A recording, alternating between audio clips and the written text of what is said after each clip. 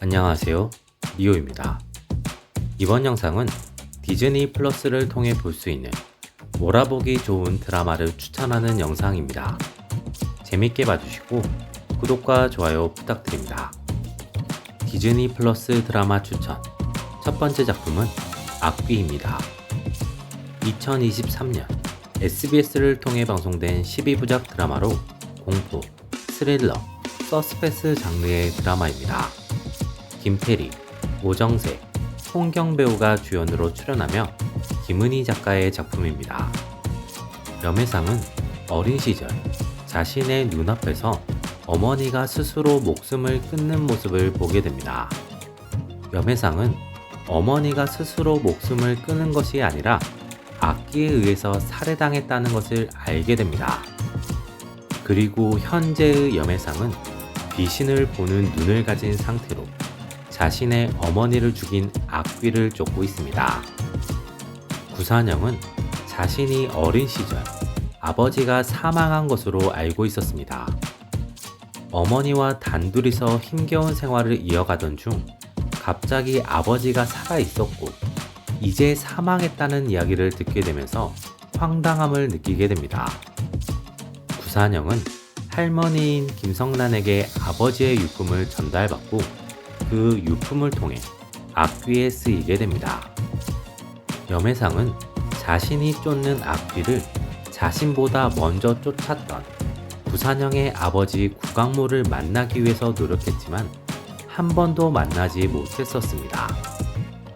그러던 중 구강모가 생전에 보낸 편지를 통해 구산영을 알게 되고 구강모의 죽음을 전해 듣고 구강모의 빈소에 방문하게 됩니다. 그리고 염혜상은 자신이 그토록 쫓던 악귀가 구강모의 딸인 구산영에게 쓰인 것을 발견하게 됩니다. 드라마 악귀의 매력은 새로운 한국형 공포 드라마라는 것입니다. 기존의 공포물이 단순 귀신이 된 사형과 귀신이 된 인물의 복수라는 것에 머무르는 경우가 많았고 놀람을 통한 공포적 요소를 다룬 것에 비해 드라마 악귀는 다채로운 귀신과 그 귀신의 개성을 통해 색다른 긴장감과 스토리, 재미를 만들어냈습니다.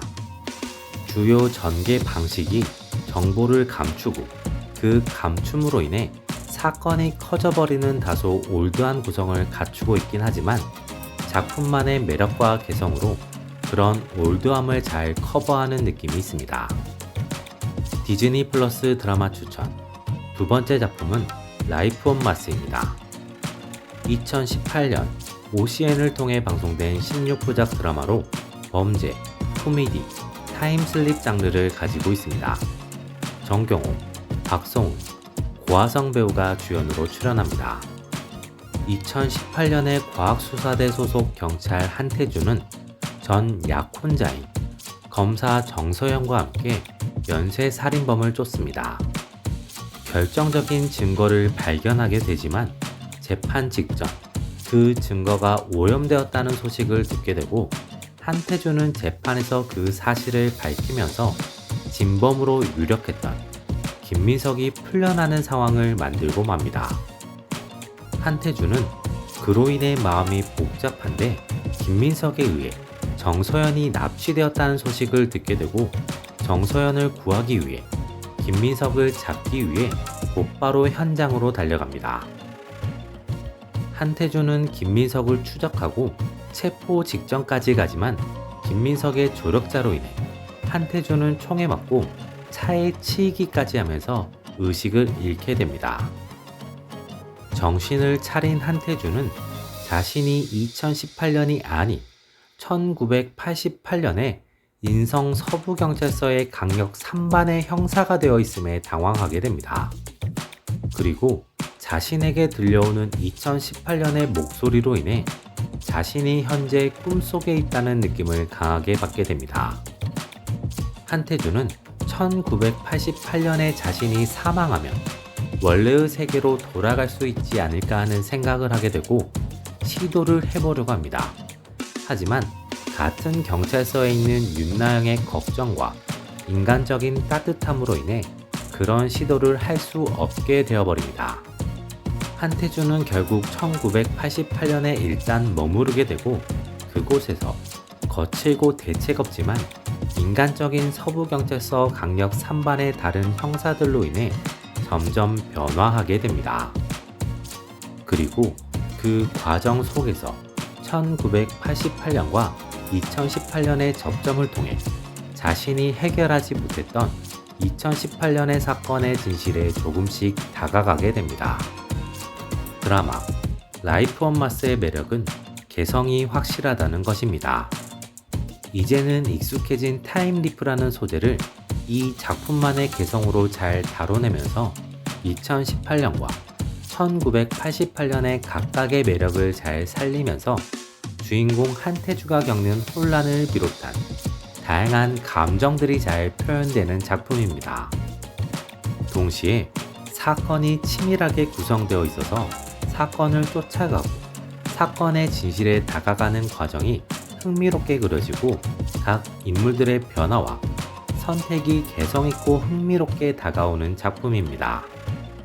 디즈니 플러스 드라마 추천 세 번째 작품은 911 시즌 1입니다. 2018년 폭스 TV를 통해 방송된 10부작 드라마입니다.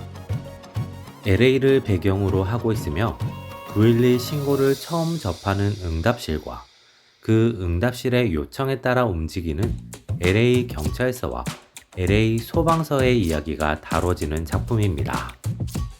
911 시즌 1에서는 각종 위기를 겪는 신고자들과 함께 그 신고자들을 살리기 위해 노력하는 응답요원과 소방대와 경찰의 이야기와 함께 각 인물들이 겪고 있는 고충과 그 고충의 극복이 그려집니다.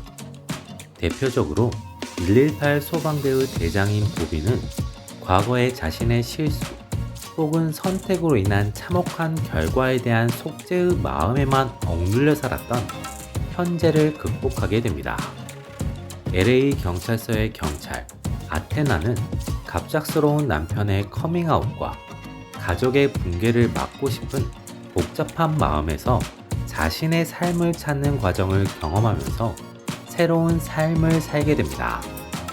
드라마 911 시즌 1의 매력은 다채로운 재미를 준다는 점입니다. 소방대와 경찰이 출동해야 하는 다양한 사건들을 통해 기본적인 재미를 주고 각 인물들의 상황과 변화, 성장 등을 통해 추가적인 재미를 주는 작품입니다. 그리고 각 사건별로 담겨진 의미가 있어서 미국의 문화나 흐름을 즐기기도 좋은 작품입니다. 디즈니 플러스 드라마 추천 네 번째 작품은 팔콘과 윈터 솔저입니다. 2018년 6부작으로 공개된 마블 시네마틱 유니버스 작품입니다. MCU 작품이기 때문에 이전 작품들을 봐야 그게 이해가 가능하다는 단점이 있는 작품입니다. 장르는 SF 액션 장르입니다. 스티브는 은퇴를 하면서 자신의 방패를 팔콘으로 활동하던 샘에게 전달합니다. 샘은 자신이 캡틴 아메리카라는 자리를 이어받기에는 무리가 있다고 생각하며 자신은 계속해서 팔콘의 위치에서 임무를 이어가겠다는 생각을 하게 됩니다. 버키는 그런 샘의 생각을 못마땅해 합니다. 스티브가 인정했고 다른 누구보다 군인으로 영웅으로 어울리는 샘이 그 자리를 너무 쉽게 포기해버린 것 같은 느낌이 들어서입니다. 샘은 스티브의 방패를 캡틴 아메리카 기념관에 기증하게 되고 스티브는 영원히 유일한 캡틴 아메리카로 남을 것처럼 보였습니다. 하지만 구심점이 필요하다는 이유로 정부에서는 새로운 캡틴 아메리카를 선발하고 그에게 스티브와 유사한 옷과 스티브의 방패를 주고 제2대 캡틴 아메리카로 임명하게 됩니다. 제2의 캡틴 아메리카의 등장으로 인해 버키의 샘을 향한 불만은 더 커지게 됩니다. 두 사람은 함께 임무를 수행하는 과정에서 계속 티격태격하게 되고 2대 캡틴 아메리카와 관련된 다양한 문제가 생기게 되면서 결과적으로 샘이 3대 캡틴 아메리카가 되고 버키와 절친이 되는 과정이 그려집니다. 드라마 팔콘과 윈터 솔저의 매력은 세대 교체를 자연스럽게 잘 만들어냈다는 것입니다. MCU라는 거대한 세계관에서 핵심적인 인물인 캡틴 아메리카의 교체를 인물의 개성과 관계를 통해서 시청자가 납득할 수 있게 잘 만들어냈습니다. 이 시리즈의 흐름을 통해 다른 히어로들의 세대 교체도 자연스럽게 이루어지게 됩니다. 이번 영상은 여기까지입니다. 재밌게 보셨다면 구독과 좋아요를 부탁드립니다. 여러분의 구독과 좋아요는 제가 영상을 만들어 나가는 원동력이 됩니다. 지금까지 리오였습니다.